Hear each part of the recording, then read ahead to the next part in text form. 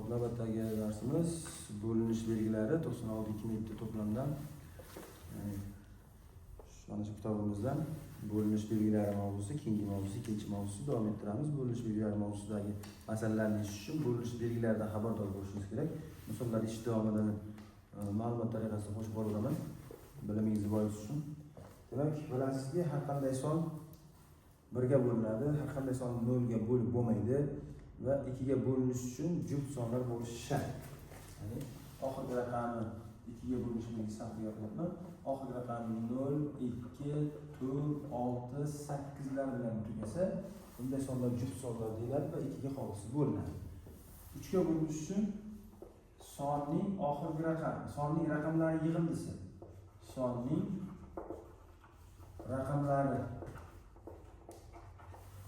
raqamlari yig'indisi 3 ga bo'linsa, bunday sonlar 3 ga qolg'usi bo'linadi.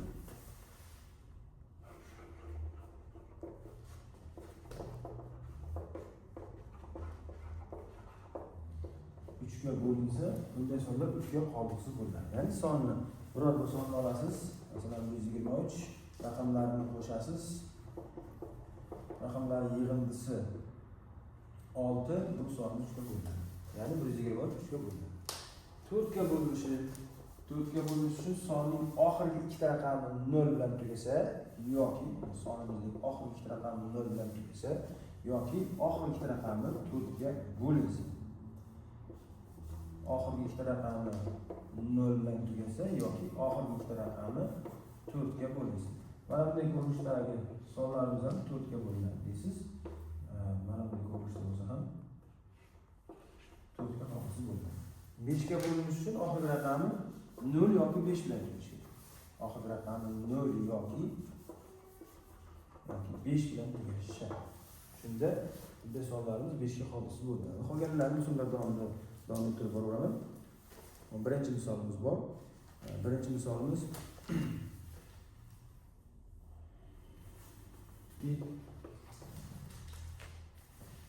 mana bunday ko'rinishdagi son berilgan.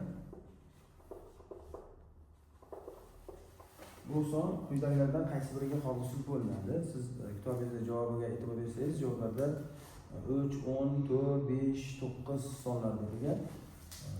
Siz birdan 10 ga bo'linmasligini va raqamlar yig'indisini qo'shib chiqib 3 ga bo'linmasligini yoki oxirgi ikkita raqamiga qarab 4 ga bo'lish kerakligini aytsangiz ham bo'ladi. Sizga tahlil qilish uchun javoblarni yozaman. 3, B javobda 10, C javobda 4 va D da 5, Y da 9 berilgan ekan. Demak, 10 ga bo'linmasligi aniq, chunki 10 ga bo'linishligi uchun oxirgi raqami 0 bilan tugashga majbur.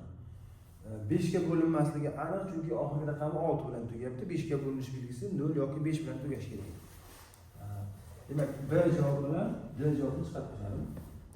Endi raqamlari yig'indisi 3 ga bo'linsa 3 ga bo'linadi. Men sizga sal yengilroq variant bilan tushuntirib ketaman. 3 ga bo'linish uchun 3 ga bo'linadigan sonlar hosil qilaman.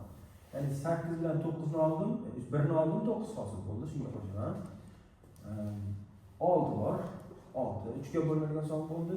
5 bilan 7 ni olaman. 12 3 ga bo'linadigan son va 1 2 7. 7 bilan 2 ni olsam 9 va 1 soni ortiqcha bo'ldi. 3 ga bo'linadigan son, 3 ga bo'linadigan son, 3 ga bo'linadigan son, 3 ga bo'linadigan son. Qo'shsam 3 ga bo'linadigan son hosil bo'ladi. Faqat 1 3 ga bo'linmaganligi uchun bu yig'indi 3 ga bo'linmaydi. Shunda demak, mana bu sonimiz 3 ga bo'linmasligi ma'lum bo'ldi. Endi raqamlariga e'tibor berasiz. Yig'indisi 9 ga bo'linsa 9 ga bo'linadi. 9 ga bo'linish belgisi. 9 ga bo'linish uchun 9 ga bo'linadigan son, 9 ga bo'linadigan son, ya'ni 6 ga 12 ni qo'shsam 18 hosil bo'ladi, 9 ga bo'linadi. Keyingisi ham 9 ga bo'linadigan son, yana keyingisi 9 ga bo'linmaydi. Shuning uchun bu sonimiz 9 ga bo'linmasligi aniq bo'ldi. Keyingisi 4 qoldi, ya'ni to'g'ri javob qoldi bizda. Sababi 16 bilan tugayapti, 16 4 ga qolg'usi bo'lmaydi. Bu birinchisi edi. Endi keyingisiga o'taman. Ikkinchi misolda bizga berilgan 6, 1, 3, 4 va n raqami bilan tugasa, 3 ga qoldiqsiz bo'linadi. Endi o'rniga qanday raqam qo'ysak, qanday qiymatlarda ko'plikda gapirilgan e'tiborlarni savolga. Hop, 3 ga bo'linish uchun raqamlarning yig'indisi 3 ga bo'linishi shart. Shunda boya qulayroq yo'l ko'rdik siz bilan 6 3 ga bo'linadi, 3 3 ga bo'linadi. 4 bilan 1 ni qo'shaman 5 bo'ladi. 5 o'sha 5 ga qanday raqam qo'shsam, o'sha 5 ga qanday raqamlarni qo'shsam 4 ga bo'linadi. 3 ga bo'linadi. Demak, bizda 1 4 7 degan yordam bor ekan. To'g'ri oldim. Demak, 5 ga 1 ni qo'shsam 6 bo'ladi. Hop, 1 degan javob bor. Yaxshi. Keyin yana bor bizda 5 ga 4 ni qo'shsam 9 bo'ladi. 4 ni qo'shsam bo'ladi va 7 ni qo'shsam bo'ladi. 12 bo'lib, ya'ni 12 3 6 raqamlari yig'indisi baribir 3 ga bo'linganligi uchun bu son 3 ga qoldiqsiz bo'linadi. Demak, hammasini qo'shib olib keyin hisoblasak ham bo'ladi. 14 ga 1 ni qo'shsam 15 bo'ladi. Bir raqamni qo'shsam 14 ga 4 raqamini qo'shsam 18 bo'ladi. 14 ga 7 raqamini qo'shib nega qilib, ya'ni 3 ga bo'lingan sonlar hosil qilsak bo'ladi. Bu D javobi bo'ldi. Ya'ni D javobimizda raqamlarni qo'yganimizda yig'indisi 3 ga qoldiqsiz bo'lingan son hosil bo'ladi. To'g'ri javob bo'ldi. Keyingisi 3-misol. 3-misolda shu sonlar, mana shu son quyidagilardan qaysi biriga qoldiqsiz bo'linadi deyilgan. Hop, demak, bu sonimiz 10 ga bo'linmasligi aniq bo'ldi, chunki oxirgi raqam 0 bilan tugamadi. 5 ga bo'linmasligi aniq, chunki 5 ga bo'linadigan son 0 yoki 5 bilan tugashi kerak. 6 ga bo'linmasligi ham aniq, chunki 6 ga bo'linishi uchun bir vaqtda son 2 ga ham, 3 ga ham bo'linishi shart. 2 ga bo'linib 3 ga bo'linmasa, 3 ga bo'linib 2 ga bo'linmasa 6 ga bo'linmaydi. Demak, bu sonimiz 6 ga ham bo'linmaydi, chunki 7 raqami toq raqam bilan tugayapti. Shunda 2 ga bo'linmaydi bu sonimiz. Bizda ikkita variant qoldi, 9 va 4.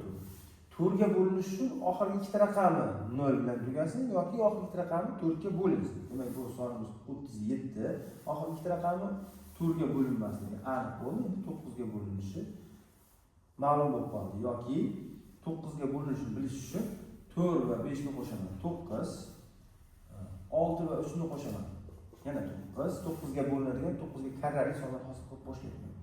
Shunda 8 ga 2 ni qo'shsam 10, 18 hosil qildim. Har bir qo'shiluvchi 9 ga bo'linsa, yig'indi ham 9 ga bo'linadi. Demak, bu javob 9 ga bo'linadigan bo'ldi. Ya'ni bu shu sonimiz 9 ga bo'lingan son ekanligi ma'lum bo'ldi. Keyingisi 4-misol. 4-misol ikkinchi misolga o'xshaganligi uchun tezroq ma'lumot berib ketaman. Faqat raqamlarning mana shu endi raqamning qanday qiymati 9 ga qoldiqsiz bo'linadi degan savol bor. Endi raqamning qanday qiymatlarida yoki qiymatida ko'plikda gapirilgan bo'lishi mumkin. Raqamlar bo'lasiz 0 dan 9 gacha 10 ta.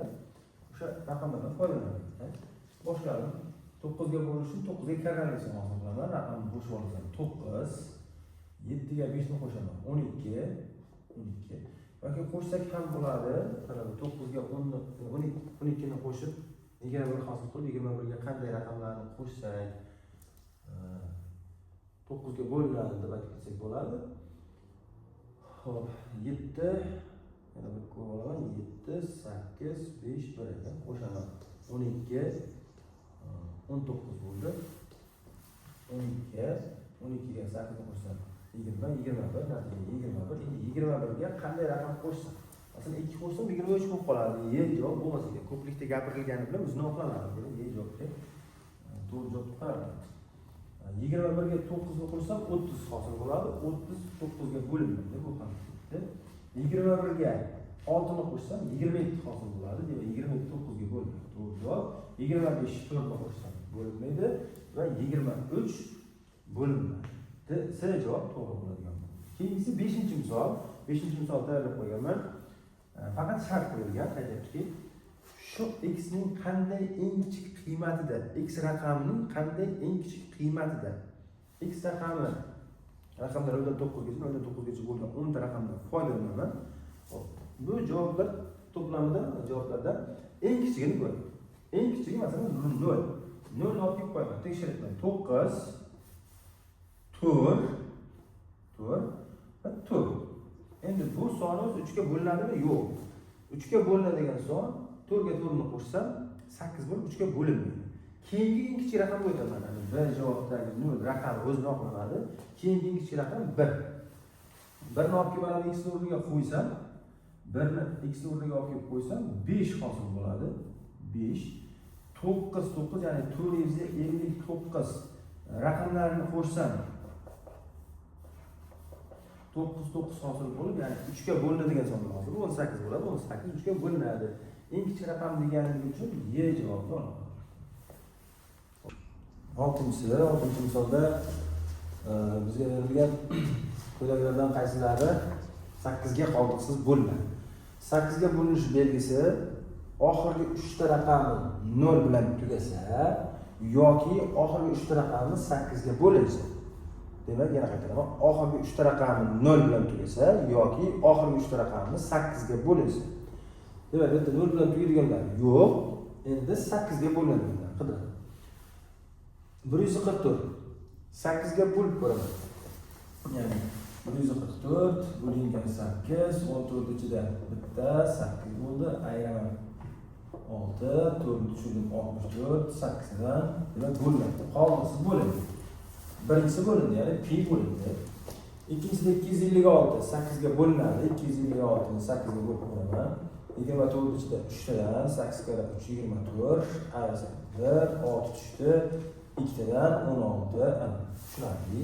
Demak, ikkinchisi ham pi bilan bo'linadi. Uchinchisida r bo'linmaydi, chunki 64 ichida 8 ta bor, 4 qoldi qolib ketadi. Demak, shunda pi va q degan javob bo'lar ekan. Keyingisiga o'taman. 7-si, 7-chi misolimiz 5-chi misolimga o'xshash bo'lgani uchun yuqorida ko'rsatib ketdim. Qaytadan ko'rib olib yoki 7-chida o'z ishga olsangiz bo'ladi. Keyingi misolda 8-chi misolda quyidagilardan qaysi biri har doim to'q deb berilgan. O'zi aslida to'q sonning ixtiyoriy darajasi ham to'q son bo'ladi, lekin bir nechta a javobini tekshirib ko'rsatmoqchiman. 1 qo'ysam, masalan a o'rniga 1 son qo'ysam, 27 ga qo'shaman. 28 bo'ladi, juft son bo'lib qoladi. Bu tekshirish hojati yo'q. Boshqa sonlar qo'yib tekshirib ko'rsangiz ham bo'ladi.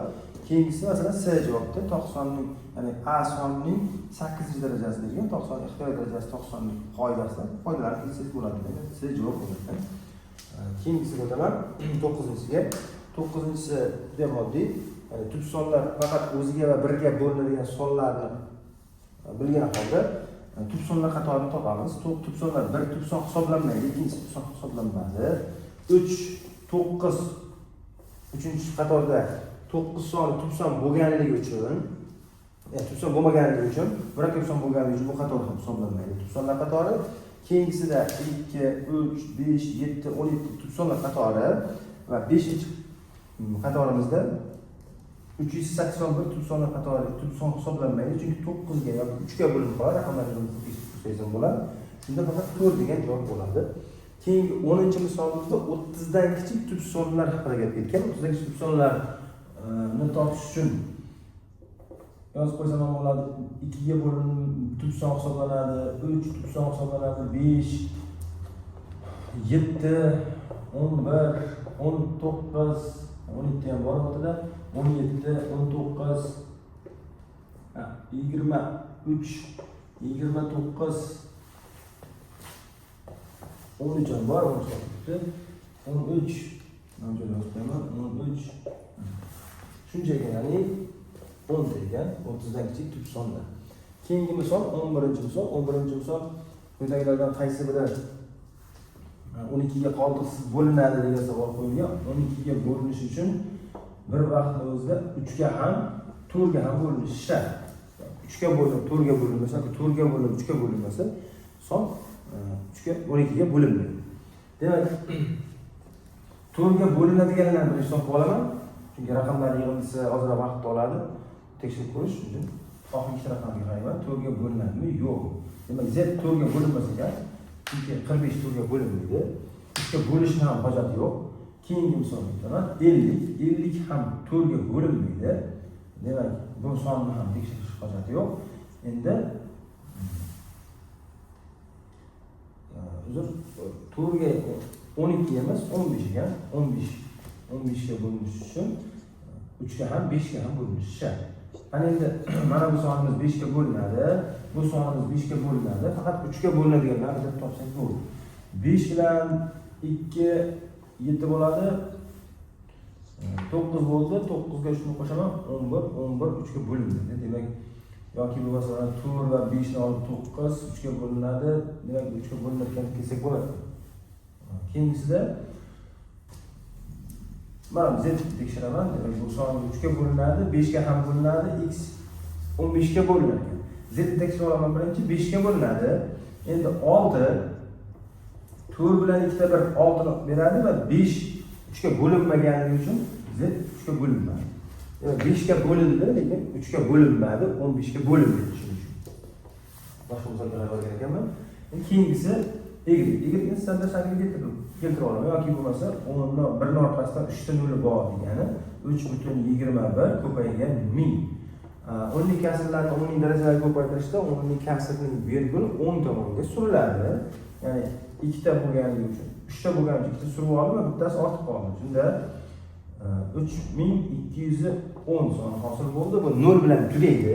0 bilan tugaganligi uchun 5 ga bo'linadi. Endi raqamlar yig'indisi ham 3 ga bo'linadi. Hammasini qo'shib ko'rsak 3 ga bo'lindi. Natijasi 6 bo'lib va bu sonimiz 3 ga ham bo'lindi, 5 ga ham bo'lindi, y 15 ga ham bo'lindi.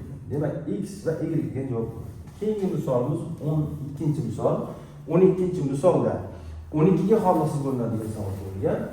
Ulardan qaysi biri 12 ga holsiz bo'ladi? 12 ga bo'linish uchun bir vaqtda o'zida 3 ga ham 4 ga ham shart. Demak, bunda ham standart holatga keltiriladigan son bor. Ya'ni bitta nolni yo'qotish hisobiga orqasidan 4 ta nol qo'yib qo'yaman. Shunda bu songa aylandi. 10 ning kasrimiz oxirgi ikkita raqami 0 bilan tugasa 4 ga bo'linadi. 4 ga bo'linadigan raqamlar yig'indisi 3 ga bo'linsa 3 ga bo'linadi. Demak, raqamlar yig'indisi 6 bo'lib qolib 3 ga bo'linadi. Y soni 12 ga bo'linadi. Demak, x sonimiz oxirgi ikkita raqamga qarayman, chunki 4 ga bo'linish uchun oxirgi ikkita raqamni 0 bilan tugash kerak yoki 4 ga holsiz bo'linishi kerak. Oxirgi ikkita raqam 12 bo'lganligi uchun 12 4 ga bo'linadi.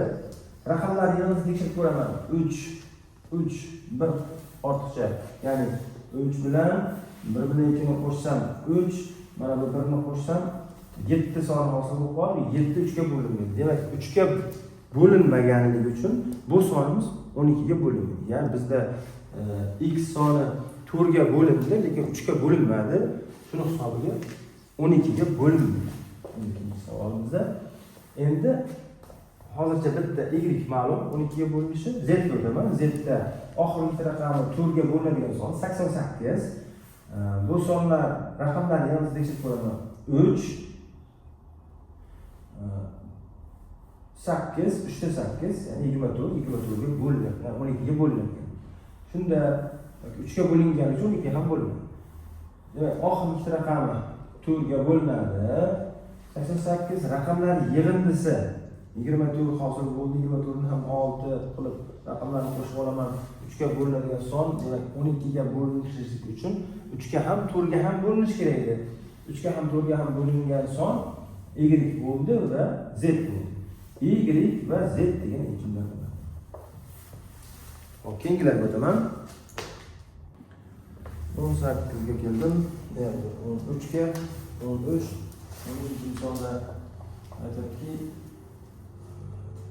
quyidagi sonlardan qaysi biri 18 ga holsiz bo'linadi? 18 ga bo'linish uchun bir vaqt o'zida 2 ga ham 9 ga ham bo'linishi shart. 2 ga ham 9 ga ham bo'linadi lazim. X berilgan 10342. 10342 ga bir vaqt o'zida 2 ga ham 9 ga ham bo'linishi shart. 2 ga bo'linishligi aniq bo'ldi, juft son bo'lganligi uchun. Endi 9 ga bo'linadi. Buni o'rni tekshirib qo'yaman. 1 0 3 4 ya'ni 6 9 10 bo'lib qoldi. Bu 9 ga bo'linmas ekan. Demak, 2 ga bo'lindi. 2 ga bo'lindi, 9 ga bo'linmadi. Shuning uchun bu sonimiz 18 ga bo'linmaydi. Keyingisiga o'taman. X sonimiz 18 ga bo'linmadi. Y o'taman. Y sonimiz bizga berilgan 5,49. 5,49 ko'paygan 10'ning 4 darajasi bu degani 1dan keyin 4 ta 0 bor. Siz bemalollikda surib, 2 ta 0 qo'shib qo'ysangiz bo'ladi. Y-da 549 orqasidan 2 ta 0 hosil bo'lar ekan. Shunda 10'ning 4 darajasi ko'paytirilgan hisoblanadi.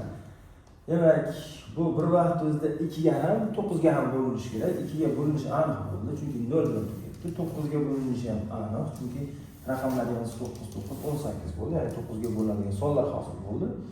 Demak, y sonimiz 18 ga bo'lingan. X bo'linmadi. Keyingisi z bo'ladi. Z sonimizda bizga berilgan 306 198. Yani 2 ga bo'linishi aniq bo'ldi. Juft son. Endi raqamlarni yana qo'shaman. 9 demak 9 ga ham bo'lindi. 39 bo'ldi raqamlarning yig'indisi. 0 ham bor. Qo'shsangiz 27 hosil bo'ladi. 27 9 ga bo'lindi. Keyingi 14-misolga o'taman. 14-misolda 6 ga hosil bo'linadi degan savol qo'yilgan. 6 ga bo'linadigan savolni ko'rib chiqqanmiz. Menimcha men yana ko'rsatib ketaman. Bunga sizlar x soni berilgan 123 388. 6 ga bo'linish uchun bir vaqt o'zida 2 ga ham 3 ga ham bo'linishi shart. 2 ga bo'linadi, aniq juft son. 3 ga bo'linish uchun raqamlar yig'indisi 3 16 bo'linmagan. 3 ga bo'linmaganligi uchun bu sonimiz 6 ga bo'linmadi. Demak, keyingi sonimizga o'taman. Y sonimizda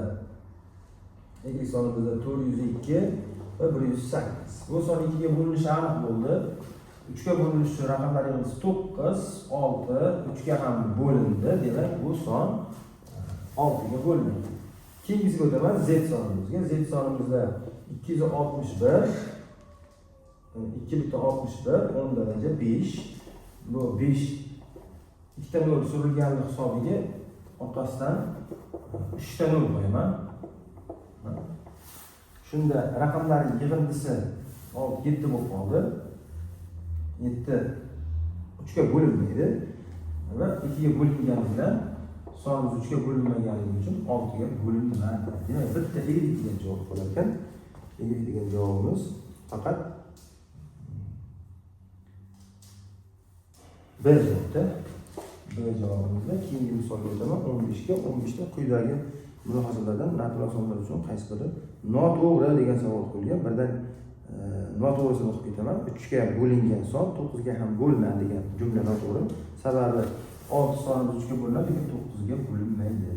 Shuning uchun 15-sida C javob noto'g'ri javob bo'ladi. Bizga kerakli bo'lgan qidirilgan javob bo'ladi. 16-siga o'tdim. 15 ga bo'linish uchun 16-sida quyidagilardan qaysi biri 15 ga qolsa bo'linadi degan savol qo'yilgan. 15 ga bo'linish uchun aytildi yuqorida 3 ga ham 5 ga ham bo'linishi kerak. Bunda hamma sonlarimiz 5 ga bo'linadi, chunki oxirgi raqami 0 yoki 5 bilan tugayapti. Endi siz faqat 3 ga bo'linmaydigan topib qo'ysangiz bo'ladi. Menimcha D javobdagisi 3 ga bo'linadi, Y javobdagisi ham 3 ga bo'linar ekan. C javobdagi 12 bu qolgan raqamlar yig'indisi 3 ga bo'linadi. B javobdagisi ham 3 ga bo'linadi. A javobda 12, 18 hammasi 3 ga bo'linadigan son deyman. D javob bo'linmas ekan. D javobdagisi bo'linadi. Keyingisi 17 uchun 16 ga bo'linishi kerak. 16 ga bo'linishi bir vaqt o'zida 2 ga ham 8 ga ham 8 ga bo'linish alomatini aytdik. 2 ga bo'linish alomati ham aytildi. Demak, siz bemalol topa olasiz. 18 ga bo'linish uchun 18-misolga o'taman. 18-misolda 12 ga qoldiqsiz bo'linadigan qidirilyapti. 12 ga bo'linish uchun bir vaqt o'zida 3 ga ham 4 ga ham bo'linishi kerak. Biz 3 ga bo'linishdan oldin 4 ga bo'linish qulayroq bo'lganligi uchun 4 ga bo'linish qoidasiga moslab qidirib ko'ramiz. A javobda 4 ga bo'linadi. Oxirgi ikkita raqam 16. B javobda 26 4 ga bo'linmaydi. Demak, 4 ga bo'linmaganligi uchun 3 ga bo'linsa ham 12 ga bo'linmaydi. Keyingi savolga o'taman. 19 ga 19 qani o'zingiz bir tek harakat qilib ko'rsangiz bo'ladi. 6 ga bo'linish, 6 ga qoldiqsiz bo'linadi degan qoida ekan. 20 ga kelganda to'xtalib ketaman. 20-misolimizda 20-misolda 3 pi minus 3 natural son bo'lsa, quyidagilardan qaysi biriga qoldiqsiz bo'linadi? Ya'ni shu p ni o'rniga natural son qo'yishimiz kerakki, eng kichik natural son qo'yishimiz kerakki, shunda 3 ga mana 1 ga 1 2 3 6 9 va 18 ga qoldiqsiz bo'linadi deb so'ralgan. Menda bitta e'tibor qaratadigan joy bor. Mana shu ayirma e'tibor qaratsangiz, har biriga bo'linishi shart. 18 har biriga bo'linganligi uchun kamida 18 bo'lsin deb belgilagan. Oddiy bu tomonga o'tkazib yoki har bir qo'shilishni 3 ga bo'lsam ham bo'ladi. P qoladi, 3 ga bo'lsam 1 qoladi, 3 ga bo'lsam 6. Bu tomonga o'tkazsam p ning qiymati kelib chiqadi, 6 ga 1 ni qo'shishga to'g'ri keladi. Ya'ni p 7 ga keladi. Bu bitta yo'nalish, orasangiz siz olib kelib kontrol sonlarni ko'p tekshirib ko'rsangiz bo'ladi. 21 da 36 ga bo'linish uchun 4 ga ham 9 ga ham bo'linishi kerak. 22 da 45 ga bo'linish uchun 9 ga ham 5 ga ham bo'linishi kerak ekan. 5 ga bo'linishi aniq, faqat 9 ga bo'linish uchun raqamlariga yulduzcha o'rniga qanday son qo'yish kerakligini bilib olsangiz bo'ldi. Natural sonlar uchun quyidagi masofalardan qaysi biri noto'g'ri deyildi. Mulohazalar bilan ishlashda eng kichik javobdan boshlash kerakligini aytib ketdim. Ya'ni D javobda oxirgi raqami 4 ga bo'linadigan son 4 ga bo'linadi deb qo'yilgan. Yo'q, biz aslida oxirgi ikkita raqami 0 bilan tugasa yoki oxirgi ikkita raqami 4 ga bo'linsa 4 ga bo'linadi. Demak, 24 ga o'taman. 24-misolimizda 2 ning n-chi darajasi qo'shilgan 1 33 ga qoldiqsiz bo'linadi. N raqamining qanday eng kichik natural qiymatida deyilgan. Buni mana bu 20-misolda sal yo'nalish kelib qoldi. O'sha 24-misol, 24-misolda demak kamida 33 bo'lsagina, 33 ga qoldiqsiz bo'linadi degan qoida bo'yicha o'qiyman. N teng 33 ayrılgan 1 2 ning n-si teng 32. Bu 32 2 ning 5-darajasi 2 ning 5-darajasi asoslar teng. Qachonki darajalar teng bo'lganda teng bo'ladi qoidasida n teng 5 bo'lar ekan degan natijaga olamiz. Shunda 24-misolda y javob qo'yilgan bo'ldi. Y javobimiz 5 degan javob bo'ldi. Keyingilarga aytaman.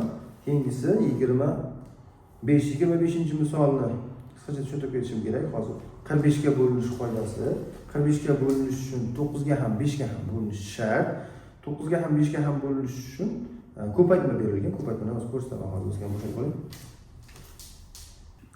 25-misolga keldim. 25-misolda quyidagi sonlardan qaysi biri 45 ga qoldiqsiz bo'linadi degan savol qo'yilgan.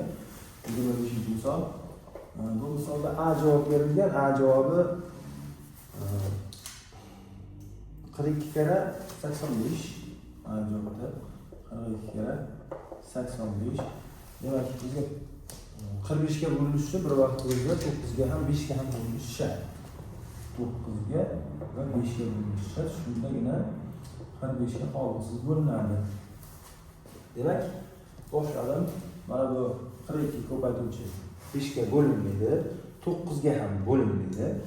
85 5 ga bo'lingan bilan 9 ga bo'linmaydi. Demak, bu ko'paytma A javobdagisi 45 ga bo'linmaydi. B javob qo'yaman. B javobda berilgan bizga 35 kara 61. Bu ko'paytuvchilardan ham birortasi 9 ga bo'linmaydi. 5 ga bo'lingani bilan B javobni ham olmaymiz. C javobda 80 va 123 berilgan. 123 ni raqamlar yig'indisi 6 bo'lib qoladi, 9 ga bo'linmaydi. 80 ni ham raqamlar yig'indisi 8 bo'lib qoladi, 9 ga bo'linmaydi. 5 ga bo'lingani bilan 9 ga bo'linmaganligi uchun 45 ga bo'linmaydi. Keyingi ko'paytuvchiga o'taman. D javob o'taman. Yani 36 kara 20. Bu ko'paytuvchilarda bitta ko'paytuvchisi 36 9 ga bo'linadi. Ikkinchi ko'paytuvchisi 5 ga bo'linadi. Ko'paytma 45 ga bo'linadi. Demak, D javob to'g'ri. Keyingi misolga o'taman. 26-misol. 26-misolda bizga son berilgan. O'sha sonni bitta sonini yulduzcha bilan to'sib qo'yilgan, ya'ni yulduzcha qo'yilgan. O'sha yulduzchaning o'rniga qanday raqam qo'ysak 9 ga qoldiqsiz bo'linadigan savol qo'yilgan. Ya'ni 2 to'rt 6 yulduzcha, ya'ni bo'sh o'rin 0 1 3 5 7 9. Xo'p, bu 9 ga bo'linishligi uchun raqamlar yig'indisi 9 ga bo'linadi qoidasidan boshladim. 4 bilan 5 ni oldim 9 bo'ladi. 6 bilan 3 ni oldim 9 bo'ladi. 9 ni o'zini oldim. Yana nima bor bizda? 7 bilan 1 8 bo'ladi. 8 ga 2 ni qo'shsam 10 hosil bo'ldi. Demak, bu songa 27 37 ga qanday javoblardagi qanday raqamni qo'shsam, ya'ni 0 ni qo'shsam 9 ga bo'linmaydi, 4 ni qo'shsam 31 bo'lib qoladi, 41 bo'lib qoladi, 9 ga bo'linmaydi. C javobda 7 degan javob bor ekan. Buni ham 34 bo'lib qoladi, 7 ni qo'shsam bo'linmaydi, 8 ni qo'shsam 35 bo'ladi. 8 ni qo'shsam 35 bo'lar ekan, 45 bo'lar ekan. Shuni 8 ni qo'shsam C javobdagi 8 degan javob sonni qo'shsam bu sonimiz 45 ga qoldiqsiz bo'linadi. Keyingisiga o'taman. 27 ga 22 da quyidagilardan qaysi biri 45 ga qoldiqsiz bo'linadi deb aytilgan. Demak, biz bu 25 da gapirib ketdik. Qanday 9 ga 5 ga bo'linsa, 45 ga bo'linishini qanday tekshirish kerakligini hammasini tushuntirib ketdim. Shunga o'xshash 27-misol topib kelsangiz bo'ladi. 28 ga keldim. 28-misol bizda yana o'xshash 18-misolga o'zingiz topib qo'ysangiz bo'ladi. 29-misol oxirgisi, demak bizga raqamlar berilgan 3, 6, 9 raqamlaridan ularni takrorlamasdan mumkin bo'lgan barcha to'rt xonali sonlar tuzilgan. Bu sonlar ichida nechtasi to'rtga qoldiqsiz bo'linadi deyildi. Bu kombinatorga qo'shib shart emas, shunchaki joylarga kelsa bo'ladi. 3, 6, 7, 9. Demak, bu son 29-misolda bu sonimiz 4 ga bo'linishi uchun oxirgi ikkita raqami 0 bilan tugash kerak yoki oxirgi ikkita raqami 4 ga bo'linishi kerak. Demak, olaman 36 97 takrorlanmaydigan bo'ldi. Raqamlarni joyini o'zgartiraman. 79 36 79 36. Demak, birinchi son oxirgi ikkita raqami 4 ga bo'linadi. Ikkinchi sonni ham oxirgi ikkita raqami 4 ga bo'linadi. Ikkita bo'ldi. Endi 76 ham 4 ga bo'linadi. 39 93 93 76. Raqamlarni o'zgartirdim. 4 ta bo'ldi. Endi 96 ham 9 bilan 6. 96 ham 4 ga bo'linadi. 37 va 73 96. Joy o'zgartirib topib qo'ya qoldim. 4 raqami 4 ga bo'linadi degan qoida bo'lgani uchun osonroq bo'lganini topib qo'ya qoldim. Demak, misollar ishlash jarayonida sal tezroq gapirishga majbur bo'lamiz. Vaqtlarni hisobga olgan holda siz qaytarib, to'xtatib ko'rib o'rganib olsangiz bo'ladi. Agar savollar bo'lsa, kommentariyada kutaman. Iloji boricha tushunmagan joylaringizni alohida video qilib chiqarishga harakat qilaman. E'tiboringiz uchun rahmat.